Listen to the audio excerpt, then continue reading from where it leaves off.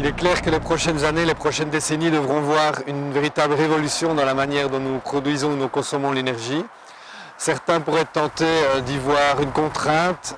et essayer de continuer à faire la même chose, un peu plus de ce qu'on fait actuellement pendant le plus longtemps possible, sans changer, sans adapter leurs pratiques. Ça peut paraître une stratégie intéressante et gagnante à court terme, mais en matière de changement climatique, les scientifiques, les économistes nous ont avertis, les coûts de l'inaction auront des conséquences qui seront bien plus coûteuses à long terme que le coût des mesures qu'il faut prendre immédiatement.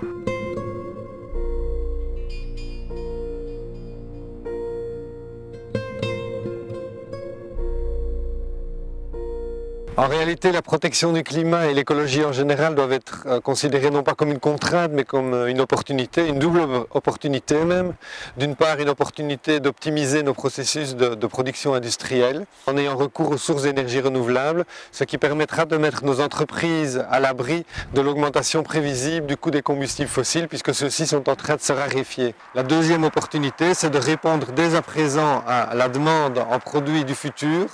de produire et de vendre les produits qui seront consommés au cours des prochaines années, des prochaines décennies, et ainsi pérenniser l'activité de nos entreprises.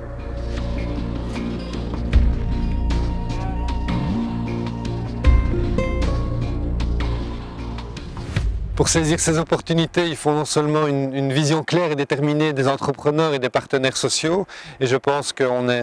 cette vision existe déjà, en tout cas en partie, on est sur la bonne voie, ici comme ailleurs. Je songe par exemple à l'alliance au départ improbable entre des écologistes et des ouvriers de l'acier aux États-Unis qui se sont mis ensemble pour réclamer des mesures fortes qui permettraient de créer des millions d'emplois. Mais pour saisir ces opportunités, il faut autre chose, et c'est ce que les écologistes proposent, c'est une vision très claire de la part des pouvoirs publics et des gouvernements.